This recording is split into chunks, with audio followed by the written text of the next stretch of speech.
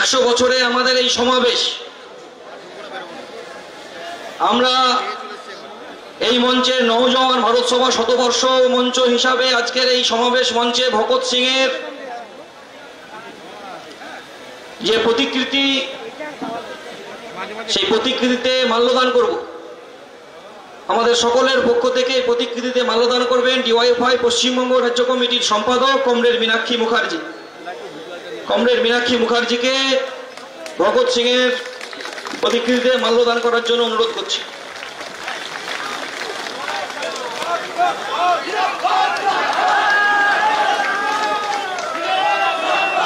এখন মাল্যদান করবেন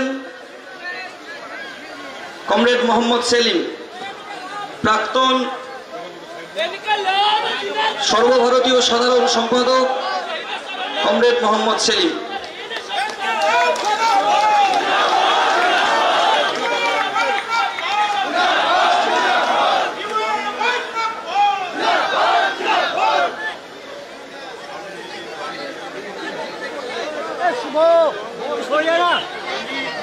কমরেড, যারা মাঠের ডান দিকে আছেন সবাইকে আমি আমাদের মাইকের মঞ্চের সামনে আসার জন্য অনুরোধ করব। আজকের এক ঐতিহাসিক দিনে আমরা ডিওয়াইএফআই এর 20তম রাজ্য সম্মেলনের প্রকাশ্য সমাবেশে মিলিত হয়েছি।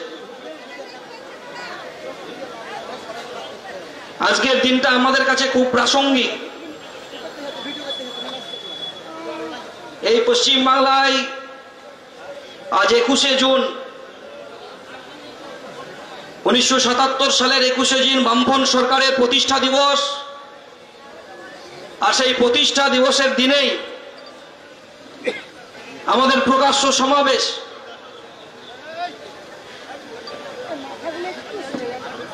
এই প্রকাশ্য সমাবেশে যারা উপস্থিত হয়েছেন, যারা মঞ্চের পিছন দিকে আছেন, সকলের কাছে অনুরোধ করব, আমাদের সামনে অনেকটা জায়গা আছে, গোটা রাস্তাটাকে দখল নিতে হবে। আমাদের আজকের সমাবেশের বক্তা প্রাক্তন রাজ্যের সম্পাদক কমরেড জামির মোল্লা। কমরেড জামির মোল্লাকে মঞ্চে আসার জন্য অনুরোধ করছি। রাজ্য সম্পাদক মণ্ডলীর সদস্য যারা উপস্থিত আছেন সকলকে মঞ্চে আসার জন্য অনুরোধ করছি।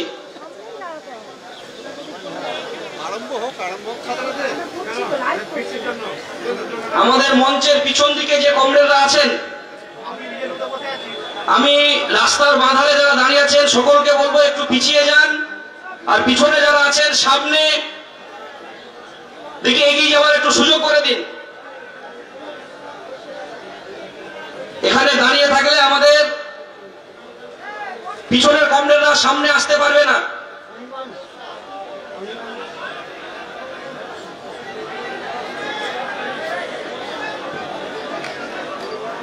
একটু কমরেড আগিয়ে দিন, সামনে আগিয়ে দিন। এখনো আমাদের যা জমায়েত আসছে এখানে জায়গা হবে না, তিল ধারণ করার জায়গা থাকবে না। তাই কমরেডদেরকে বলবো একটু সামনে, গোটা রাস্তা ব্লক করতে হবে, একদম ডিএম অফিস পর্যন্ত যেন আমাদের এই জনসভা চলে যায়। পিছনে থাকা যাবে না, সামনে চলুন। এই রাস্তাটা পুরো সামনেটা খালি করুন।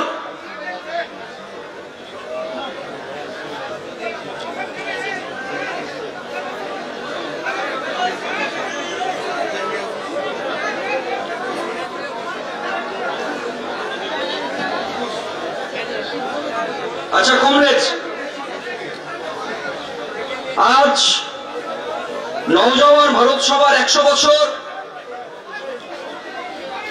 আজকের দিনে 21শে জুন বামফ্রন্ট সরকারের প্রতিষ্ঠা দিবসে আমাদের এই সমাবেশে যারা উপস্থিত হয়েছেন সকলকে ডিওয়াইএফআই পশ্চিমবঙ্গ রাজ্য কমিটির পক্ষ থেকে রক্তিম অভিনন্দন এবং লাল সালাম জানাচ্ছি। 19তম সম্মেলন থেকে আজকে 20তম সম্মেলনে আমরা উপস্থিত হয়েছি।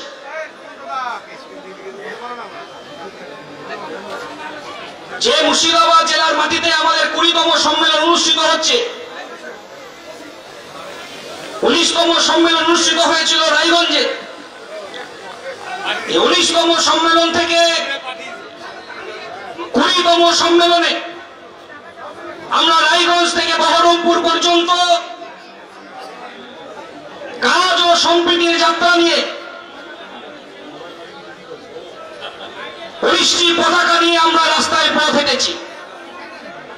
এই জেলার মাটি রবীন্দ্র সুন্দর ত্রিবেদীর মাটি, ভাষা আন্দোলনের শহীদ আবুল বরকতের মাটি। এই জেলায়, এই শহরে উপস্থিত যে জ্ঞান কলেজে একটা সময় পড়াশোনা করেছিলেন বিপ্লবী মাস্টার দা সূর্য সেন, সেই ঐতিহাসিক জেলার মাটিতে আজকের এই মহতী সমাবেশ। এই জেলার যুব আন্দোলন, গণতান্ত্রিক আন্দোলন একদিকে প্রতিদিনের রুজির দাবি নিয়ে রাস্তায় লড়াই আন্দোলন, অন্যদিকে মানুষকে নিয়ে সাধারণভাবে স্বাভাবিক কাজের সঙ্গে মানুষের পাশে থাকার বার্তা নিয়ে প্রতিদিন কাজ পরিচালনা করে। আর পরিচালনা করতে গিয়ে এই জেলার যুব আন্দোলনের কর্মীরা একটার পর একটা খুন হয়েছেন। দেবাশিস ঘোষাল খুন হয়েছেন, অসিত মিত্র খুন হয়েছেন, আব্দুল হামিদ খুন হয়েছেন। এই খুনের রক্ত রাঙা মাটিতে ডিওয়াইএফআই ভয় পায়নি, প্রতিদিন লড়াই আন্দোলন সংগঠিত করেছে। আমরা শেষ পঞ্চায়েত নির্বাচনে পরিযায়ী শ্রমিক পশ্চিমবাংলার গণতন্ত্র রক্ষার আন্দোলনে পা মিলিয়েছিলেন। রওশন আলী রিন্টু শেখকে খুন করেছে। এই জেলার মাটিতে একটার পর একটা শহীদের লাশকে আমরা কাঁধে বয়েছি। যত কাঁধে আমরা শহীদের লাশ বয়েছি, এই জেলার যুব এবং গণ আন্দোলন তত শক্তিশালী হয়েছে এবং মজবুত হয়েছে। আমরা দেখেছি এই জেলার মাটিতে 19তম রাজ্য সম্মেলন থেকে 20তম রাজ্য সম্মেলন পর্যন্ত আমরা 50 দিনের ইনসাফ যাত্রা করেছি। আমরা আর্জিকর আন্দোলনের 27 দিন অবস্থান করেছি। আমরা ইনসাফ সভা করেছি। আলিস খানের আন্দোলন থেকে আজকের সময়ে প্রতিদিনের লড়াই আন্দোলন আমরা পরিচালনা করি। এই জেলার মাটিতে একটা সময় যখন প্রথমবার কোভিড ধরা পড়ে, শূন্য বলে যারা আমাদেরকে অনেক কটূক্তির কথা বলেছিল, প্রথমবার কোভিডের সময় এই জেলায় ডিওয়াইএফআই প্রতিদিন মানুষের জন্য জনগণের রান্নাঘর, জনগণের বাজার, মানুষের বাড়িতে বাড়িতে ওষুধ পৌঁছে দিয়েছিল। দ্বিতীয়বার কোভিডের সময় মানুষের বাড়িতে বাড়িতে অক্সিজেন সিলিন্ডার। পাশাপাশি গোটা পশ্চিমবাংলার মাটিতে দেখেছেন রেড ভলেন্টিয়ার সহ একাধিক ছাত্র যুব উন্নয়নের কর্মীরা প্রতিদিন লড়াই আন্দোলন সংগঠিত করেছেন। আমরা দেখেছি এই জেলার মাটিতে আমরা রেড ভলেন্টিয়ার কাজের সময় যখন শ্মশানে কবরে নিয়ে যাওয়ার জন্য কাউকে খুঁজে পাওয়া যেত না, এই জেলার যুব আন্দোলনের কর্মীরা রাস্তায় দাঁড়িয়ে থেকে সেই কাজ করেছে। যখন পরিযায়ী ভাইয়েরা খাবার পাচ্ছে না, কেরালা থেকে যখন চলে আসতে হচ্ছে, পুনে থেকে চলে আসতে হচ্ছে, মহারাষ্ট্র থেকে চলে আসতে হচ্ছে, রাত্রের পর রাত্রি জেগে রাস্তায় দাঁড়িয়ে থেকে তাদেরকে খাবার সংগ্রহ করে দিয়েছে। কেরালা থেকে নিয়ে আসার জন্য বাসের ব্যবস্থা করেছে। শুধু তাই নয়, যখন তাদেরকে ফিরিয়ে এনেছে তখন দিদিমণি কি বলেছিল যে করোনা এক্সপ্রেস আসছে নাকি পশ্চিম বাংলায়, মুর্শিদাবাদ জেলায়। আর কয়েকদিন আগে এই এলাকার মুর্শিদাবাদের সাংসদ কি বললেন? উনি বললেন পরিযায়ী শ্রমিকরা এসে নাকি শামশেরগঞ্জে দাঙ্গা লাগিয়ে দিয়েছে। আর শুভেন্দুবাবু কি বললেন? যে বিজেপি শাসিত রাজ্যগুলোয় পরিযায়ী শ্রমিকদেরকে মারা হবে। কদিন পর থেকে উড়িষ্যা থেকে শুরু করে একটার পর একটা রাজ্যে আমাদের পরিযায়ী ভাইদের উপরে আক্রমণ শুরু হলো। আমরা দেখেছি কেন পরিযায়ী শ্রমিকের সংখ্যা বৃদ্ধি পাচ্ছে? তার মূল কারণ পশ্চিমবাংলায় বামপন্থী সরকার যে একটার পর একটা আমূল ভূমি সংস্কারের মধ্য দিয়ে বর্গাদার পাট্টাদারের মাধ্যমে গরিব মানুষের মধ্যে জমি বন্টন করেছিল, আর অন্যদিকে দাঁড়িয়ে কৃষি ফসলের লাভজনক দামের জন্য সারের কালোবাজারি বন্ধ করে দিয়ে সারের দাম কমিয়ে দিয়েছিল। দিদিমণি আসার পরে কৃষকের ফসলের লাভজনক দাম পাচ্ছে না, সারে কালোবাজারি হচ্ছে, মাঠে বিদ্যুতের দামকে বেরিয়ে দিল। আর শুধু তাই নয়, সমস্ত রেশনে যে কেরোসিন তেল দিত শ্যালো মেশিনে জল তোলার জন্য, সেটাও বন্ধ করলো। শুধু তাই নয়, এসএসসি পরীক্ষা বন্ধ হলো, টেট পরীক্ষা বন্ধ হলো।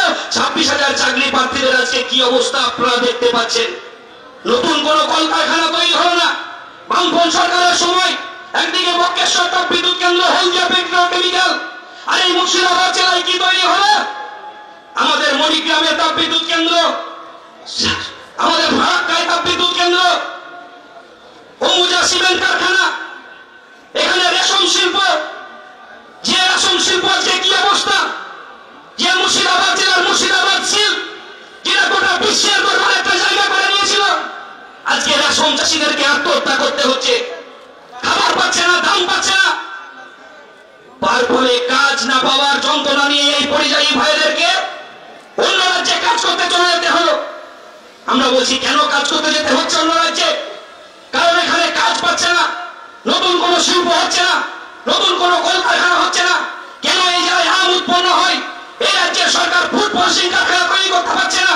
কেন এই রাজ্যের সরকার এই জেলায় আমাদের অনেক পাট তৈরি হয়, কেন পাটের শিল্প তৈরি করতে পারছেন না? তৃণমূলের কাছে, বিজেপির কাছে কৈফিয়ত চাইলেন না, কেন কৈফিয়ত চাইলেন না? যারা সংখ্যালঘু একটা উন্নয়নের কথা বলে, বলেন তো পশ্চিম মুর্শিদাবাদ জেলায় নতুন কোন মাদ্রাসা তৈরি করলো, কত মাদ্রাসা তৈরি করতে পারলো, কত সংখ্যালঘু ছেলেকে কাজ দিতে পারলো? ভালো না। অথচ পশ্চিমবাংলার মাটিতে প্রতিদিন দাঁড়িয়ে প্রতিদিনের লড়াই আন্দোলন সংগঠিত হচ্ছে। আর এই লড়াই আন্দোলনের সংগঠিতের মধ্য দিয়ে আমরা পথ চলছি। আমরা দেখেছি এই রাজ্যের মাটিতে বিজেপি রাম রহিমের মধ্যে দাঙ্গা লাগানোর চেষ্টা করছে। আর মুর্শিদাবাদ জেলা থেকে শুরু করে মালদা থেকে পশ্চিম বাংলায় একটার পর একটা জেলাতে যান, দেখবেন যারা পশ্চিম বাংলায় বিজেপি তৃণমূল রাম রহিমের মধ্যে ভাগ করার চেষ্টা করছে, এই ছেলেরাই যখন পিছে একটা ব্যাগ নিয়ে কাজ না পাওয়ার যন্ত্রণা নিয়ে ট্রেনের হ্যান্ডেলে ঝুলতে ঝুলতে যখন অন্য রাজ্যে কাজ করতে চলে যাচ্ছে, তখন তার নাম আর রাম রহিম থাকছে না, তার নাম হয়ে যাচ্ছে পরিযায়ী শ্রমিক। আর আমরা ডিওয়াইএফআই বলেছি স্থায়ী কাজ চাই, আর এই পরিযায়ী শ্রমিকদেরকে ঘরে ফেরাতে হবে। প্রতিদিন প্রজন্ম বদলে বদলে যাচ্ছে। পশ্চিমবাংলার অভ্যন্তরে আজকে কাজ নেই। একটা সময় এই মুর্শিদাবাদ জেলায় গ্রাম এলাকায় মাচাতে আমবাগানে বট গাছের তলে মাচাতে যুবকরা বসে থাকতো। আজকের সময় দাঁড়িয়ে যুবকদেরকে আর মাচায় বসা দেখা যায় না। আজকের সময় দাঁড়িয়ে প্রজন্ম বদলে যাচ্ছে। দেখবেন ঝুড়ি ঝুলতে ঝুলতে বট গাছ থেকে পুকুরে নদীতে ঝাঁপ দিত, এখন আর দেখা যায় না। কারণ বট গাছের ঝুড়িতে ঝোলার বদলে বাচ্চা ছেলেদেরকে পিঠে ব্যাগ নিয়ে রেলের হ্যান্ডেল ধরে ঝুলতে ঝুলতে অন্য রাজ্যে কাজ করতে যেতে হচ্ছে। তাদেরকে ফেরানোর দাবিতেই আমাদের এই প্রতিদিনের লড়াই। শামশেরগঞ্জের মাটিতে বিজেপি তৃণমূলের আক্রমণে খুন হয়েছে চন্দন দাস, গোবিন্দ দাস, ইজাজ আহমেদরা পুলিশের উস্কানিতে। পুলিশ নির্বিকার ছিল, যখন কুপিয়ে কুপিয়ে খুন করছে, যখন পুলিশের গুলিতে খুন হচ্ছে ইজাজরা, তখন পুলিশকে খুঁজে পাওয়া যাচ্ছে না। অথচ এই পুলিশ যদি বলেন মুর্শিদাবাদ জেলার পশ্চিম বাংলার বিভিন্ন একদম শিলিগুড়ি থেকে শুরু করে আপনি জঙ্গিপুর যান, লালবাগ যান, টোটো চালকদের উপরে আক্রমণ করছে, তুলা তুলছে, গাড়ি চালকদের উপর তুলা তুলছে। কঠিন পরিস্থিতির মধ্যে যাচ্ছে। এমন একটা সময় আসবে দেখবেন মানুষ খেপছে। মনে রাখবেন জনগণের দাবিকে আটকে রাখা যায় না, জনগণকে আটকে রাখা যাবে না। বাংলার মাটিতে দাঁড়িয়ে এমন একটা সময় আসবে, এই পুলিশ মানুষ সেদিন খেপবে, পুলিশকে পোশাক খুলিয়ে রাস্তায় দরকার হবে, আর সেই রাস্তা তৈরি করবে ডিওয়াইএফআই। এটা মনে রাখবেন। আমরা বলছি ধর্ম নিয়ে রাজনীতি করবেন না। যারা ধর্ম নিয়ে রাজনীতি করছে তার বিরুদ্ধে আমরা প্রতিদিন লড়াই করছি। যারা ধর্মের দেওয়াল তৈরি করছেন, আমরা সেই দেওয়ালকে ভাঙার দাবিতে ডিওয়াইএফআই রাস্তা তৈরি করব। কারণ নতুন বাংলা গড়ার লক্ষ্যে ডিওয়াইএফআই আজকে এই সমাবেশ থেকে আমরা শপথ গ্রহণ করছি। সকলকে অভিনন্দন সালাম জানিয়ে আমি আমার কথা শেষ করছি।